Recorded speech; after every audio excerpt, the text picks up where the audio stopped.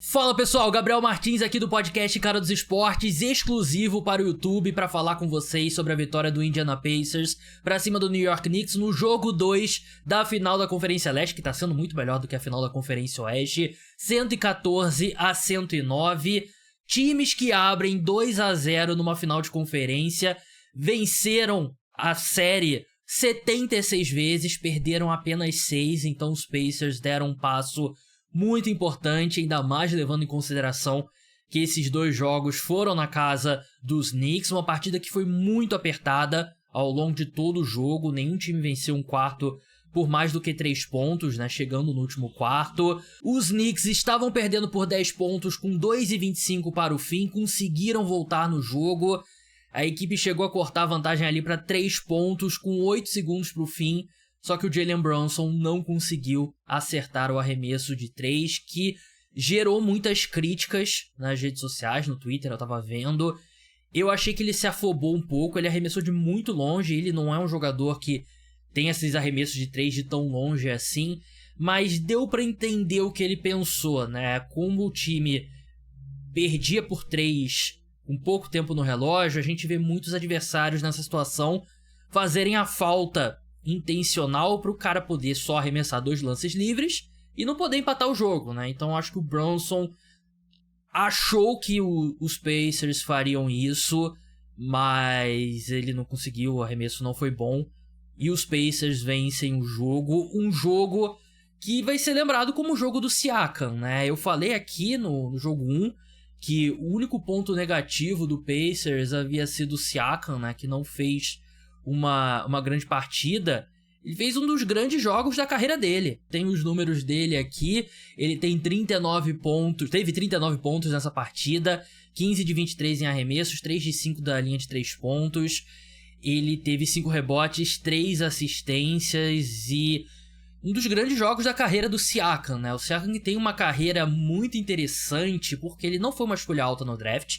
Ele foi selecionado pelo Toronto Raptors, ele é um case de sucesso do trabalho da NBA com a NBA África, né? Ele que é camaronês, a NBA investiu bastante, ainda investe no continente africano para encontrar os talentos do continente, né? Em vários países diferentes, tem liga chancelada pela NBA que disputam vários países da África. E o Siakam é um desses caras que eles encontraram, né? E ele é draftado pelo Toronto Raptors. E logo cedo ele faz parte do time campeão, né? O time campeão com o Kawhi, com o Kyle Lowry e tal. E o Kawhi sai e ele continua se desenvolvendo. É eventualmente um jogador ao NBA, múltiplas vezes All-Star. Mas chega um ponto ali que o Toronto Raptors claramente não tinha muito espaço para crescer com aquele time, e chega a hora de trocar o Siakam.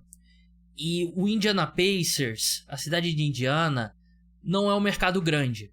E na NBA isso faz muita diferença, porque os jogadores querem ir para Nova York, né, pro Nets, pro Knicks, querem ir para Los Angeles, querem ir para Califórnia em geral, né, o Golden State Warriors e tal, Boston também, que é uma franquia muito tradicional. Então, essas franquias menores tem muita dificuldade para atrair talentos, né? E o Indiana Pacers trabalha dentro dessa limitação, né? O Tyrese Haliburton é um cara que vem numa troca, né? Assim, a série de trocas que o Indiana Pacers precisa fazer, né? Porque o Oladipo tem um grande ano com o Indiana Pacers, ele acaba se machucando, acaba sendo trocado. Eles tinham o Paul George lá atrás, que eles trocam pro Oklahoma City Thunder pelo Oladipo e pelo Domantas Sabonis, e eventualmente eles trocam o Domantas Sabonis pro Sacramento Kings pelo Tyrese Haliburton, né? E até saiu recentemente aí o pessoal relembrando que o Kings tinha oferecido ao 76ers o Haliburton pelo Ben Simmons, e o Sixers não quis, né? Preferiu trocar pelo James Harden, né? Que baita história, um e se, né? Um what if se o Haliburton tivesse ido pro Philadelphia 76ers, mas o Siakam é outro desses caras que vem numa troca, porque chega no mercado de free agents, eles vão optar por times maiores, por cidades maiores, né? E o Siakam, ele jogou como essa segunda estrela, né? Num jogo que o Haliburton não foi tão bem, né? Em termos de pontuação. Ele apareceu muito bem na reta final, mas ele teve 14 pontos e tava tipo com 9 no início do último quarto, né? Teve 11 assistências, jogou bem. Ele decidiu na reta final, teve um arremesso de 3 dele gigantesco, mas foi um jogo muito mais do Siakam. Então é por isso que o Pacers trouxe um jogador como o Pascal Siakam, né? Pra ser ali um cara que pode decidir um jogo de final do leste, né? E claro que é por isso também que a equipe tem um técnico como o Rick Carlisle, que é um técnico muito experiente.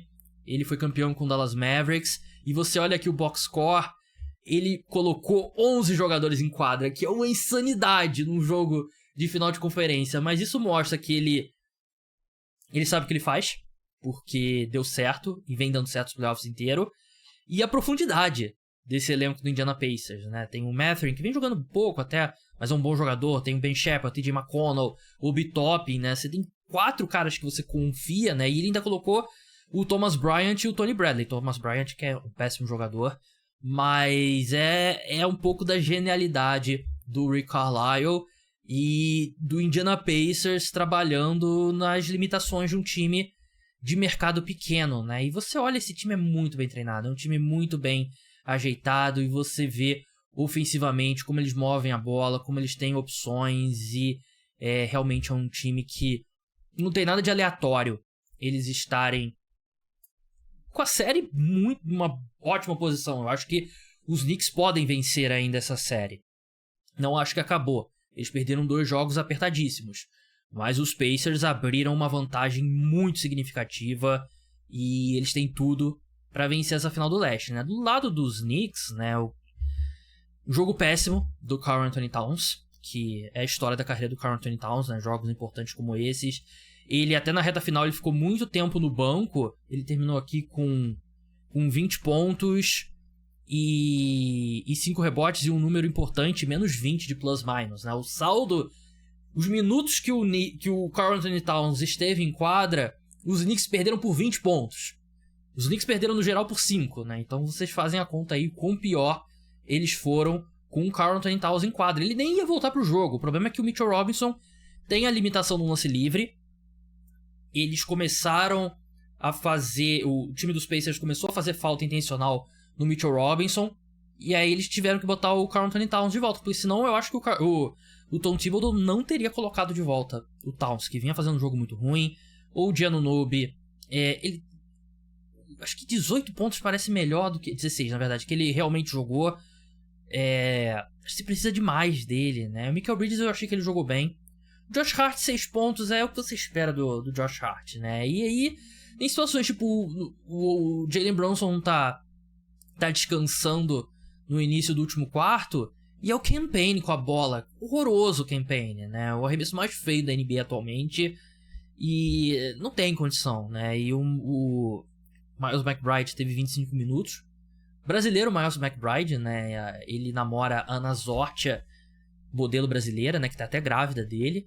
Então, bota ele pra jogar na seleção brasileira, mas não pelo que ele jogou nessa sexta-feira, né? Ele que vem fazendo playoffs muito bons, inclusive, né? Mas você não tem você tem o Cam Payne mal, você tem o Miles McBride mal, não tem como o Jalen Brunson descansar, né? E ele fez um jogo incrível, 36 pontos, 11 assistências, 13 de 27 arremessos de quadra, 5 de 12 de 3. Ele foi incrível, só que tem um limite que ele pode fazer. E num jogo que o Towns não aparece, fica complicado. E você pode sobreviver ao Towns se o Giannunobi e o Mikal Bridges jogarem bem, por exemplo.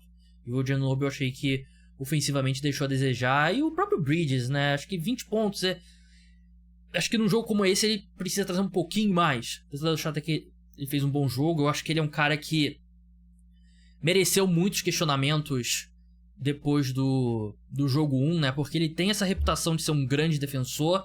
Só que eu não sei mais se ele é um defensor muito bom ainda.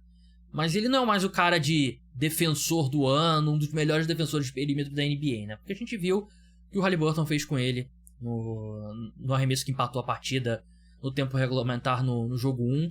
Mas vitória gigantesca do Indiana Pacers, que agora, se vencer os 2 jogos em Indiana, pode fechar a série. Só que eu não descarto os Knicks vencerem os 2 jogos em Indiana. Eu acho que a série, não diria que tá aberta. Eu acho que os Knicks estão vivos ainda.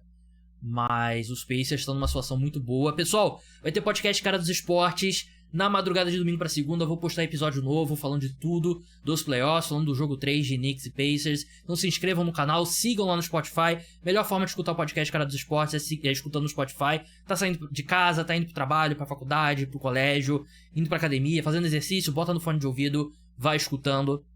É a melhor forma de consumir o podcast Cara dos Esportes. Se torne apoiador também, link tá na descrição. R$14,90 por mês te dá acesso a um episódio extra sobre NBA por semana. Confira o conteúdo sobre a NFL também. Um grande abraço a todos